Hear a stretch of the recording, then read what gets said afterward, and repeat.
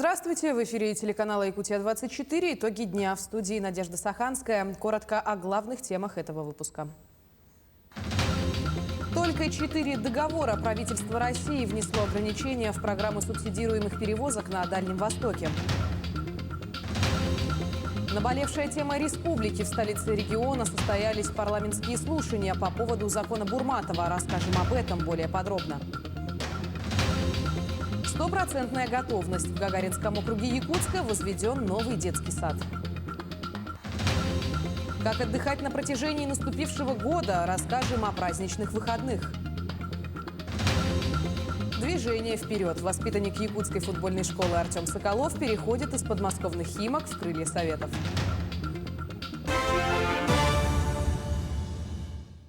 В Якутии до 2024 года планируют создать 3 новых особо охраняемых природных территорий. По нацпроекту «Экология» планируют основать заповедник Большое Токо, федеральный заказник Лаптево-Амурский и национальный парк Момский. Республика – один из немногих регионов, где охрана природы возведена в ранг государственной политики. Из них 7 имеют федеральное значение, в том числе национальный парк Ленские столбы, всемирное наследие ЮНЕСКО. 130 объектов признаны охраняемыми территориями регионального значения, 98 – местного муниципального. Сегодня в стране отмечается День заповедников и национальных парков. Площадь особо охраняемых территорий в Якутии превышает 1 миллион квадратных километров. Так, в республике имеются 98 муниципального, 130 регионального и 7 федерального значения территории. Один из них – национальный парк Кыталык, расположенный в Алайховском районе. Там находится более 70% гнездовых территорий восточно-сибирской популяции стерхов, одного из самых редких исчезающих птиц на Земле. По подсчетам специалистов, их количество в прошлом году составило около 5500 особей. Напомним, что национальный статус парку Кыталык был присвоен только 2 года назад. Развитие материально-технической базы особо охраняемых природных территорий, увеличение штатной численности сотрудников. И ранее, например, не было штата науки. А сегодня мы можем говорить о том, что уже в плановом виде разрабатываем программы и будем полностью заниматься мониторингом не только видов птиц, в том числе и стерха, да, но и млекопитающих, которые обитают на территории парка, и различных видов рыб, в том числе и исследования климата. Правительство Российской Федерации внесло ограничения в программы субсидируемых перевозок на 2022 год для оформления авиабилетов 7 января на Дальнем Востоке. Так, имеющие право на льготные билеты могут заключить максимально 4 договора на воздушную перевозку по субсидированным маршрутам с перевозчиками по одному из вариантов. Не более 4 авиабилетов по маршруту в одну сторону, не более 2 авиабилетов по маршруту туда и обратно, не более 2 авиабилетов по маршруту в одну сторону и не более 1 билета туда и обратно. В Якутии до 2024 года обновят 9 взлетно-посадочных полос. 4 из них сданы в эксплуатацию. В Мирном же новую полосу, а вместе с ней и весь аэрокомплекс построят до декабря 2023-го. Сейчас в действующем аэропорту Мирного работает укороченная полоса. Ее длину сократили на 240 метров в сентябре, чтобы соблюсти все требования федеральных авиационных правил, предъявляемые для аэродромов гражданской авиации с учетом строительства новой взлетно-посадочной полосы. Заданная длина 2560 метров соответствует приему воздушных судов всех классов, выполняющих полеты в Мирный. Специалистами Мирнинского авиапредприятия разработаны соответствующие схемы воздушного маневрирования для посадки и взлета. Также был выполнен перенос светосигнального оборудования на полосе. А воздушные суда авиакомпания «Алроса» оснастила дополнительным оборудованием для использования системы точного инструментального захода на посадку. Основная сложность заключалась в том, что мы 3 хозяйствующих субъекта одновременно занимались решением одной и той же задачи. Она должна была быть решена синхронно в течение 1 дня. Даже, условно говоря, вечером жители нашего города прилетали на одну конфигурацию полосы, а утром они произвели посадку и вылеты. Я абсолютно уверен, даже не обратив на это внимания, не заметив, на вот уже измененную схему. Международные терминалы аэропорта столицы республики должны реконструировать до 2024 года. Об этом заявил Айсен Николаев на рассмотрении предварительных итогов финансово-хозяйственной деятельности акционерного общества. На совещании основным достижением глава региона назвал завершение реконструкции аэродрома. Работы на участке длиной 625 метров закончили 17 августа. По словам гендиректора аэропорта Сергея Игнатенко, кроме взлетно-посадочной полосы, ремонт проводили практически в каждом объекте комплекса. В 2024 году в Якутске могут пройти международные спортивные игры «Дети Азии». До тех пор международный терминал должен быть построен, подчеркнул Айсен Николаев. В республике завершено расследование 2 уголовных дел по обвинению 2 лиц в участии в преступном сообществе, мошенничестве в особо крупном размере, создании организаций, зарегистрированных на подставных лиц и легализации денежных средств в особо крупном размере. Следствием установлено, что в период с июня 2017 по август 2020 года генеральный директор Фонда развития предпринимательства Якутии создала преступное сообщество в составе своего заместителя и 7 лиц. Директор фонда организовала их в 4 обособленные преступные группы, после чего участники сообщества создавали юридические лица на подставных лиц. Расследование уголовного дела в отношении организатора и остальных участников преступного сообщества находится в стадии завершения. Депутатские слушания на тему изменения закона Бурматова прошли в Якутске. Парламентарии всех уровней, от муниципальных до федеральных, обсуждали острый и наболевший вопрос о содержании и отлове собак, которые в регионе, пусть и не по своей вине, уже стали угрозой для общества. Какие меры нужно принять, чтобы спокойно ходить по улице и не бояться за свое здоровье и здоровье граждан? Есть ли механизмы для регулирования документа на республиканском уровне? Об этом далее в сюжете.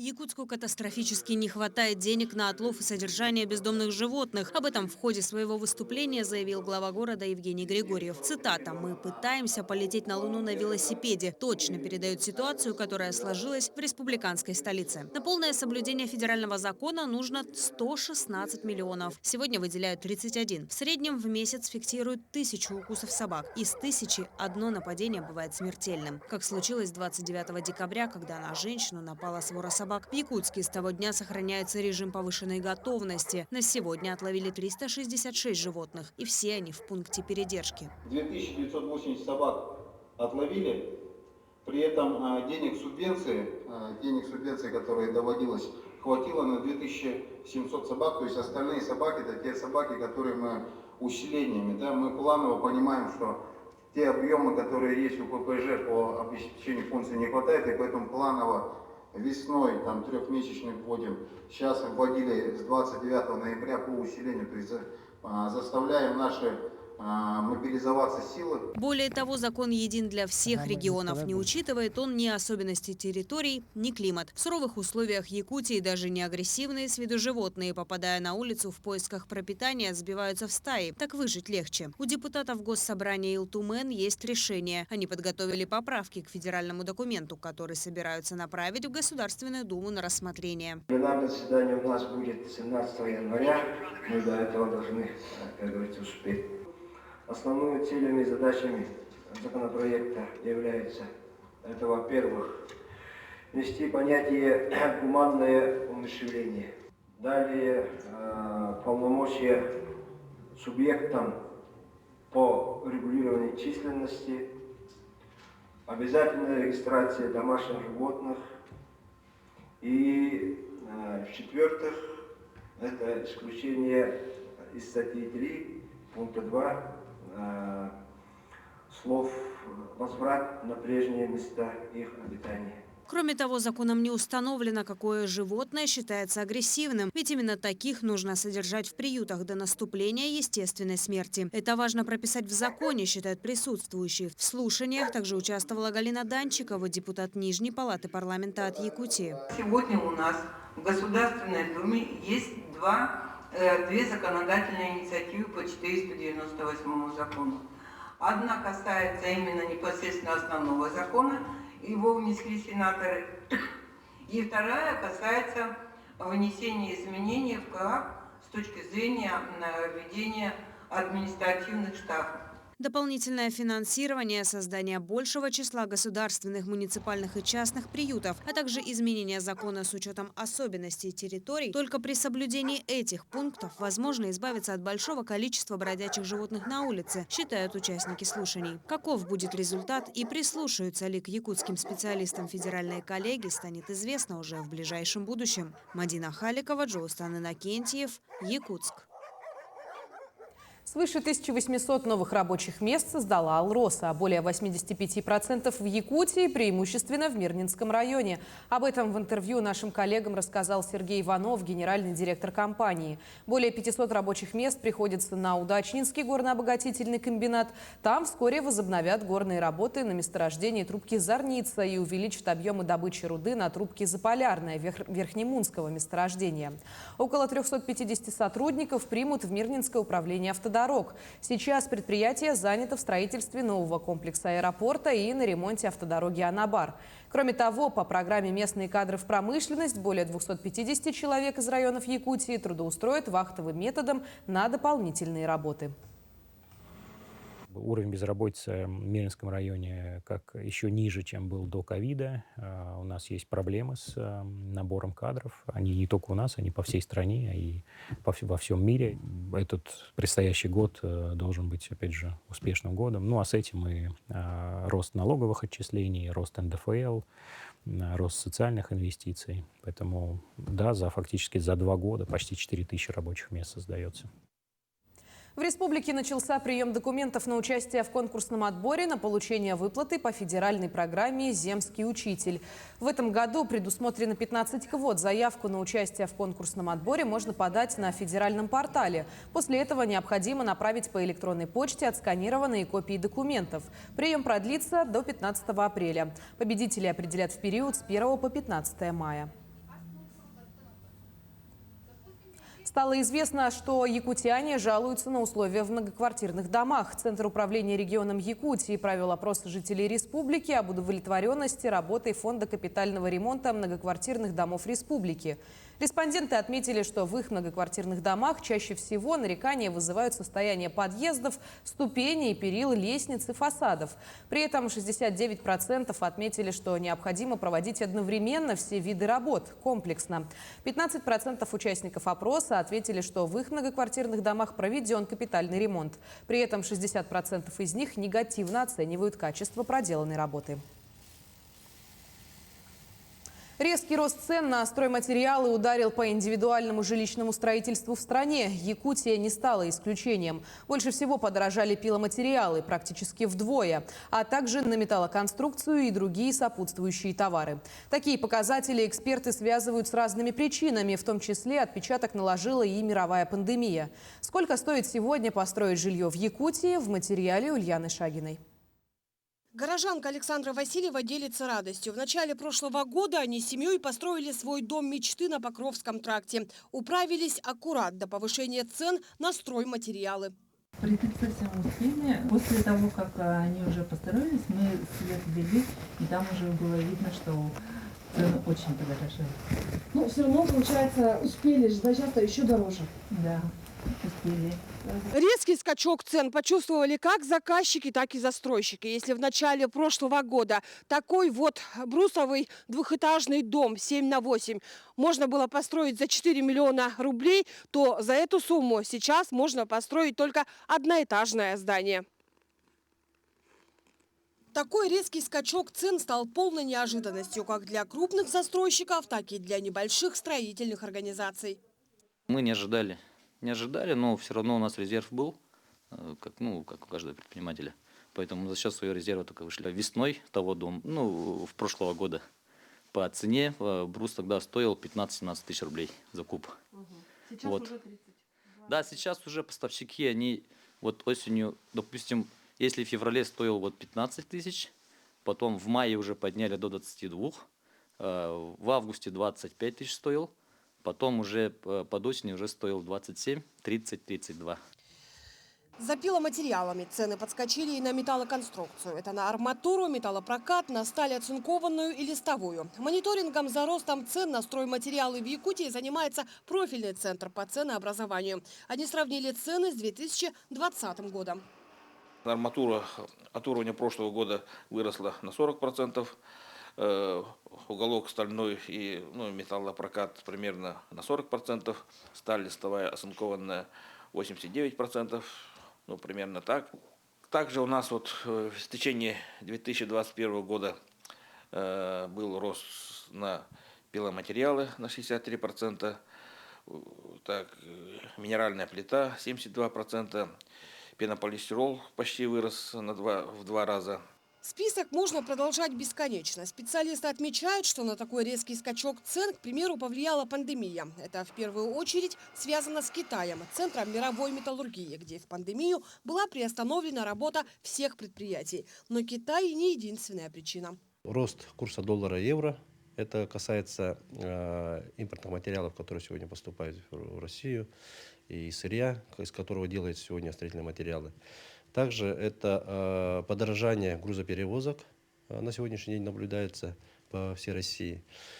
Также увеличение экспорта того же сегодня лесоматериалы, сегодня лесная промышленность ориентирована на экспортные поставки. При этом нужно напомнить, что рост в первую очередь зависит от спроса на рынке и регулируется государством лишь частично. К примеру, в части их закупки напрямую у производителей или введением заградительных пошлин на экспорт. Помогут ли меры, пока говорить рано. Между тем, проверки на рынке стройматериалов начались и по линии Федеральной антимонопольной службы, в том числе и по Якутии, после огромного количества заявок от населения по всей России. Ульяна Шагина, Григорий Охлопков, Якутск. Пополнение автобусного парка столицы республики ожидается в конце марта. Об этом во время общей городской планерки сегодня сообщил заместитель главы Якутска Антон Алексеенко. Ранее в декабре было подписано лизинговое соглашение о поставке 55 пассажирских автобусов для нужд Якутской пассажирской автотранспортной компании. Всего в этом году к столетию республики автобусный парк в Якутске будет обновлен на 100 единиц техники. Исторические города России смогут получить субсидии на развитие туризма. В рамках национального проекта «Туризм и индустрия гостеприимства» правила предоставления такой господдержки утвердил председатель правительства страны Михаил Мишустин. Для этого города с населением от 5000 до 2 миллионов человек должны подготовить проект туристического кода, единого пространства в центре с достопримечательностями, пешеходными зонами, ярмарками, фотозонами и смотровыми площадками, а также современной системой навигации и инфраструктурой для маломобильных граждан.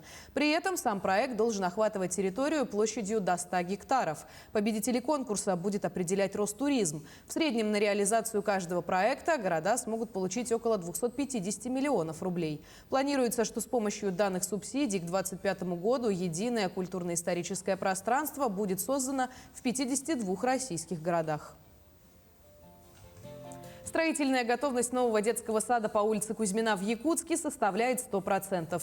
Новый детский сад возведен по национальному проекту «Демография». Объект предусматривает посещение 240 детей. Подробнее об условиях заведения, а также о планах возведения новых детских садов узнавала Марферина Алексеева. Новое трехэтажное здание полностью отстроено и благоустроено. Завезен инвентарь и вся необходимая мебель. Осталось лишь получить лицензию. Согласно проекту, в здании имеется 12 основных помещений для групп, зал для занятия физкультурой, медицинский отсек, пищеблок, прачечная и прогулочная веранда. Во дворе установлены площадки и имеется даже стадион. В детском саду будут реализовывать специальное обучение для детей с речевым дефектом. По данной программе планируется набрать 2 группы по 20 детей. 5 групп будут обучаться по федеральной образовательной программе для русскоязычных воспитанников и 5 групп на якутском языке. Рассчитан на детей, начиная с раннего возраста. Наш детский сад будут посещать дети от 2 лет. Будут организованы 2 группы раннего возраста. Детский сад будет реализовывать федеральный государственный образовательный стандарт дошкольного образования, которая разработана на основе программ «Мозаика» федеральная. Первые шаги для детей раннего возраста. У нас будут открыты 5 групп с якутским языком обучения. В этих группах будет реализовываться региональная программа «Кустук». По Гагаринскому округу в очереди на предоставление мест в дошкольные учреждения состоят около 900 детей. Предположительно, весной этого года детский сад начнет работу отдельных групп, а уже в сентябре заведение примет более 240 детей. Помимо обеспечения дошкольными местами, благодаря новому детскому саду трудоустроится более 80 граждан. Ввод нового детского сада решит вопрос о больше 240 детей, которые уже будут ходить в этот новый детский сад. Но актуальность еще строительства детского сада в Гагаринском округе тоже стоит. В данное время утвердили штатное расписание, создается новое юридическое лицо, буквально на днях будет регистрация. И в данный момент идет комплектация педагогических кадров, работников детского сада. В 2021 году по республике отстроено и введено 13 детских садов. 8 из них по нацпроекту «Демография». В текущем году работа продолжается. В республике будет построено более 10 детских садов и совмещенных комплексов по типу «Школа-сад». На 2022 год у нас планируется строительство отдельно стоящих детских садиков 6 объектов. Это 4 по комплексному развитию сельских территорий и 2 по добрым делам. И еще несколько объектов в рамках комплексных образовательных объектов. Это школы-сады, создаваемые как единый комплекс в будущем. Уже 21 января состоится торжественное открытие нового 35-го детского сада. Заведение назвали красивым словосочетанием «Северные сказки». И вовсе не просто так. Вскоре все стены внутри здания разрисуют национальными эпизодами традиций и культур народов Якутии. Марферина Алексеева, Григорий Охлопков, Якутск. Алданская центральная районная больница в качестве новогоднего подарка получила современный КАМАЗ. Машина – это передвижной мобильный центр. В больницу комплекс поступил по республиканской программе модернизации учреждений здравоохранения. Комплекс будет использоваться для выездов в города и поселки района. Медицинские бригады станут оказывать жителям плановую, неотложную и экстренную помощь. Медработники называют комплекс передвижным вариантом врачебной амбулатории. Имеется лаборатория, диагностическая аппаратура и реанимационное оборудование. Все 3 кабинета оснащены мебелью и инструментами. После прохождения техосмотра и постановки на учет в ГИБДД машина отправится в первый рейс. От коронавируса в Якутии привились почти 74% взрослого населения. Первый компонент вакцины получили 73,98% взрослых жителей. В Якутске почти 77%. Среди лидеров по вакцинации Колымские районы, Алайховский и Момский. В пятерке отстающих Хамгинский, Мирнинский, Верхневилюйский, Намский и Чурапчинский районы. Тем временем в Ленском районе обстановка с ковидом стабилизировалась. Заболевших 20 человек. По словам медиков, это временное затишье. Ленск, как и вся Якутия, готовится к новой волне коронавируса, штамму омикрон. Подробности далее. Сегодня медицинским работникам Ленского района выпала возможность немножко передохнуть. За 2 года существования с COVID-19 впервые практически пусто в городском инфекционном отделении. В разы снизилось количество вызовов терапевтов на дом. Особенно радует, нет больных в реанимационном отделении. У нас 21 человек имеет статус положительного больного. 2 из них находятся в инфекционном отделении города Ленска, 10 в поселке Витим. И остальные проходят лечение амбулаторно. Сегодня в районе вакцинировано 77% взрослого населения. 2 компонентами 13 344 человека. Спутником Лайт вакцинировано 2720 человек. Эри вакцинировано 5345 человек. Вакцинация продолжается и дальше. Самые низкие ее показатели по району в поселке Пеледуй и Южная Анюя. Общее число невакцинированного населения более 6000 человек. 23%, которые составляют достаточно большое количество человек, это больше 6000. То есть если данные люди, 6000 одномоментно заболеют, то, естественно, никаких ресурсов, ни больничных коек, ни медицинского персонала, ни лекарственных средств нам просто-напросто не хватит. Омикрон более заразен, распространяется очень быстро. По словам заместителя главного врача, он протекает как ОРВИ. Мы сейчас готовимся к тому, что будем проверять, тестировать всех пациентов, имеющих признаки ОРВИ. Ну и тех, кто прививает из-за рубежа, обязательно нужно при признаках ОРВИ, либо при контакте с больными, чтобы они были изолированы и было наблюдение. Сегодня врачи призывают всех непривитых жителей и гостей города пройти вакцинацию. Оперштаб рекомендует всем продолжать соблюдать меры профилактики, носить маски и соблюдать дистанцию. По прогнозам врачей, в ближайшее время новый штамм омикрон появится и в нашем районе. И пока никому не известно, как он себя поведет. Светлана Болева, Виталий Андреев, Ленск.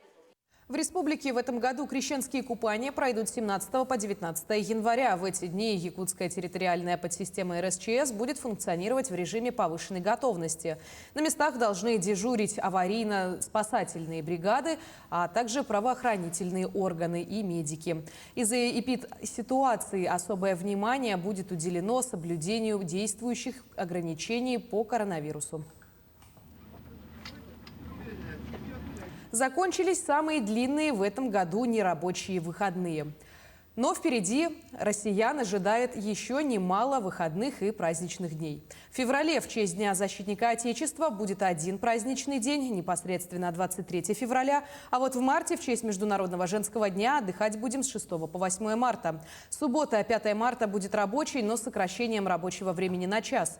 Майские праздники в этом году, по сути, начнутся в субботу, 30 апреля. В честь Дня труда будем отдыхать с 1 по 3 мая, с 4 по 6 мая рабочие дни. В честь Дня Победы россиян ждут 4 выходных дня с 7 по 10 мая. День России будем праздновать с 11 по 13 июня, а в ноябре отметим День народного единства. В честь этого праздника будет 3 выходных дня с 4 по 6 ноября. 3 ноября – сокращенный день, ну и 31 декабря в 2022 году снова станет нерабочим, так как приходится на субботу. Республику включили в состав Ассоциации национальных театров России. В 2022 году в рамках празднования столетия республики регион примет первый конгресс национальных театров. Об этом стало известно 10 января на учредительной конференции в Петрозаводске. Всего в состав ассоциации вошли представители 31 театра. Они будут сотрудничать для организации летних школ и курсов повышения квалификации для работников. Подобная масштабная совместная работа – это важнейший шаг к тому, чтобы регионы смогли вместе решить многие проблемы по развитию профессионального национального театра. В этом вопросе Якутия может поделиться своим, в чем-то даже передовым опытом. А воспитанник якутской футбольной школы Артем Соколов переходит из подмосковных Химок в самарские крылья Советов. Об этом в передаче «Актуальное интервью» на нашем канале заявил директор Республиканской специализированной школы по футболу Николай Цепандин. Ранее ряд СМИ сообщали о том, что клубы имеют устное соглашение о трансфере игрока и готовы закрыть сделку в ближайшее время. В текущем сезоне Соколов принял участие в 14 матчах российской футбольной премьер-лиги, отметившись одной результативной передачей. По данным авторитетного портала «Трансфермаркт», контракт 18-летнего воспитанника якутского футбола оценивается в 600 тысяч евро. На этом у меня все. Мы следим за развитием событий. Оставайтесь с нами.